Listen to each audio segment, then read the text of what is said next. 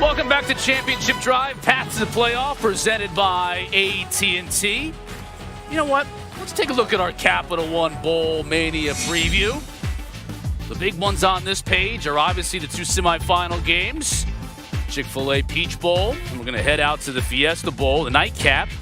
We have LSU, Oklahoma here in Atlanta, Ohio State and Clemson out in Phoenix.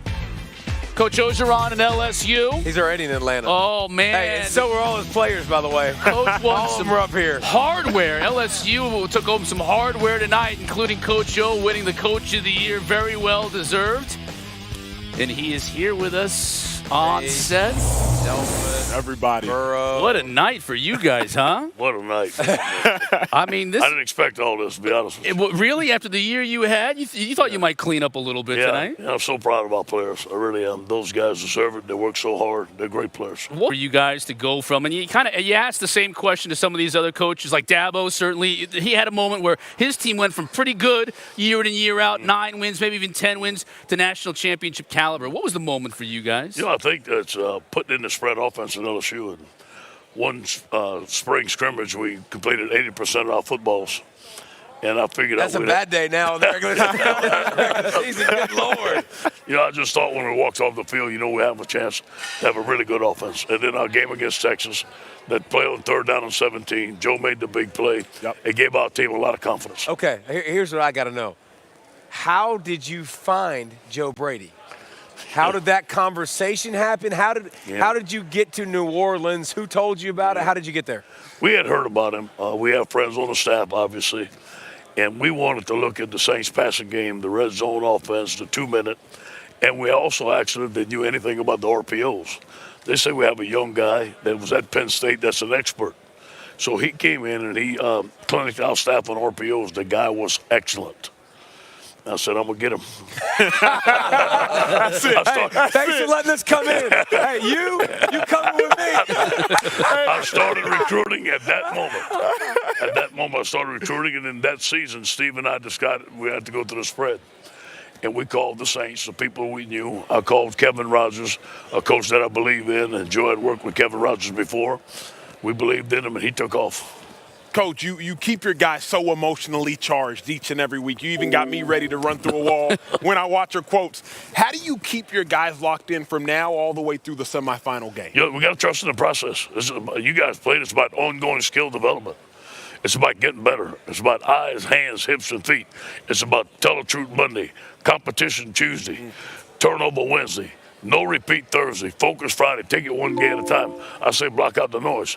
None of that stuff out there matters. Yep. We got to play football. Well, Coach, I don't know if you noticed, you had a lot of your guys here, but Ohio State had a few too. Yeah. And I don't know if you saw that Freaky Friday dude with the dreads. You see that dude? I did. Yes, I did. What do you think about Ohio State and that matchup and some of the guys you've seen here, obviously? I think they're a phenomenal team. They have first-round draft choices all over the place. Coach Day has Who stuck out the most? Say it again. Watching the tape, which Ohio State player stuck out the most? Chase, no question. The way he plays the game with the tenacity. He's one of the best defensive players I've seen in a long time. Let's talk about Joe Burrow for a second. One of the things, everything catches your eye when you watch him play, the accuracy and whatnot. But on senior day when he had the Burrow, the EAUX on the back, and he showed it, he became a legend. I mean, the fans have really embraced him, haven't they? Joe has some moxie about him. He does. Joe has some recruiting ability about him. He has captured the state of Louisiana. They love it. I think the thing best about Joe, and you guys know that played, is processing. He processes stuff really fast, man. Whether to change the protection, not to change the protection, sees things downfield, and our players believe in him. Seeing you here winning the awards and the players on your team, very special moment for you. Everybody here in attendance, though, certainly saw the Casey O'Brien moment when he won the Disney Spirit Award.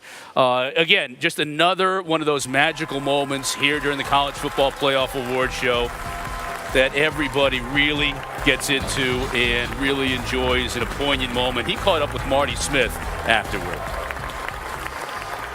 Minnesota placeholder Casey O'Brien is the winner of the Disney Spirit Award, and what an amazing story you are. I heard something in that great piece Gene Wojciechowski did that your father said football saved your life. Why did football save your life? It gave me something to look forward to when I was laying in a hospital bed. I would be in the hospital for 5 days straight. And I knew that once I finished those 5 days, I'd get to go be with my teammates and I'd get to go play football. So it gave me something to look forward to, and it was a little carrot that was hanging over that, all the bad days and all the chemo and everything like that, that I get to go out and go play ball. What were you thinking when you ran out on the field against Rutgers and it was finally your time?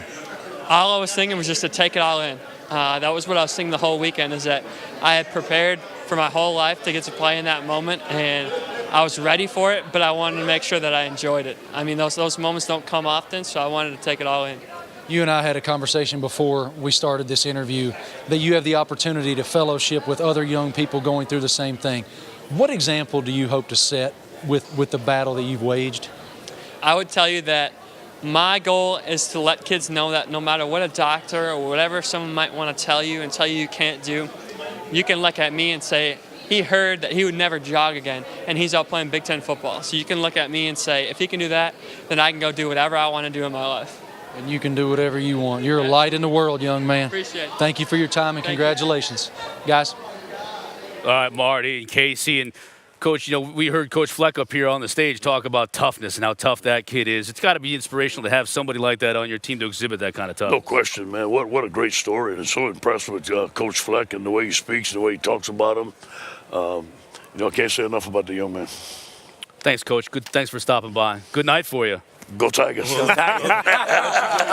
We'll let you go revel. Good things have happened in Atlanta from my dad over here. You know what? Pretty good. I wish I could say I was reveling, but I'm in a home at 8 o'clock in the morning. Getting to work. On to recruiting. On Here to we go. recruiting. Yes, sir. On to recruiting. Yes, I'm sir. sure the LSU fans are happy about that. All right, congratulations to this year's recipient of the William V. Campbell Trophy presented by Mazda. Justin Herbert won the award. His numbers speak for themselves. I mean, the guy comes into this year, everybody expecting the world from him, and he just goes ahead and delivers the world. And to your point, everybody 4.0 prelims starting at 8 o'clock. Let's take a look at AT&T's best performer of the weekend. Isaiah Simmons was spectacular all season long, helped lead Clemson to yet another beatdown, this time against Virginia in the ACC championship game. And even though he didn't win the award tonight, in terms of walking away with the hardware, again, he, like so many of these guys, they've got bigger fish to fry and bigger plans, and that's the team award and winning another national championship. Emmanuel, this guy is different than really so many other players. And when we thought about Clemson coming back this year, they had to replace that entire defensive line. How good would they be? They lose that leadership. He kind of picks that up, and he's sort of this hybrid player, isn't he? Where will he play at the next level? Doesn't that help his dominance at the college level? Well, when you talk about having to replace so many pieces, it helps, Cotter, when you have a guy that can play so many pieces. And that's what Simmons can do. Inside backer, he can do it. Outside backer, he can do it. Oh, you want him to play deep safety? He can do it all. And you heard him today when he did the interview. I feel like you can put me anywhere and I can dominate. Not only does he say that with his words on the film, he backs that up. It's pretty fun to watch. I mean, a guy that you can literally move around and have success at every position. And listen, Clemson's defense will be fun to watch in the playoff. I'm looking forward to watching them against Ohio State because they got athletes like Simmons and Xavier Thomas. And I'm looking to see if those other guys up front, if there's a test for them, because they've dominated competition that hasn't been great and offenses that haven't been great. Right. It's an Ohio State offense that can stretch you vertically. They can run the QB. They can give it to Dobbins 30 times a game if they need to. It's going to be really interesting to watch this whole Clemson defense. And we've talked about them reloading from a year ago. How dominant are they? I'm curious. The other thing, Pollack, is there's going to be a learning curve, and you're going to see it twice. One, not having played football for 3 weeks, it matters when you see it in the playoffs December 28th. But then the other thing, you talk about Clemson, they haven't seen a Dobbins before. Nope. You know, they haven't seen an Olave running out at wide receiver, Benjamin Victor, and for sure not the dude you mentioned earlier in Justin Fields. You haven't seen the 14th best quarterback in the playoffs. Yeah, guys you don't want to talk about. But Clemson hasn't seen a plethora of just dogs out there at one time. So it's going to be real interesting, and I'm eager to see how quick they react and respond. How about, a guy like Perkins for Virginia? I'm not saying that he is the type of quarterbacks He's one dude that is really good. Right. Just didn't have dudes around him. He doesn't have a great offensive line that allows him time to be able to scramble and make things happen. Like, he had to literally make everybody miss. I understand what you're saying. He's a dynamic player. That at least he gives Great them player. some glimpse of a quarterback that can take over a game. But it's just him. Like he said, there's nobody else around him that can help. So you just take away him and you focus all eyes on him. It's a little bit different. Because it's different when you talk about the prep for it all. And Pollack, you know this sitting in the defensive meeting room. It's easy, Cotter, to take one guy out. It's real easy. You can double him. You can spy him. You can do whatever. But when you can't just sit here and stack the box on Dobbins because you got a guy like Fields who can throw touchdown passes galore, that's when it gets more complicated. That's why this game's going to be so phenomenal. Yeah, I would think the Clemson defense and how they react might be the story of the playoffs in terms of the biggest unknown. The one that we really have to look at to see how, to your point, after 3 weeks off. But they're playing a scrubby quarterback, so, I mean. Nobody ever said that. Nobody said You're putting words in our mouths right now. What a night we had here at the College Football Awards. Emotional night. Surprise! And Georgia kicker. He's not a human, by the way. Blankenship gets the award. I don't think he's human. Seersuckers and go Tigers. Playoffs are on the 28th. 4 o'clock first. The Chick-fil-A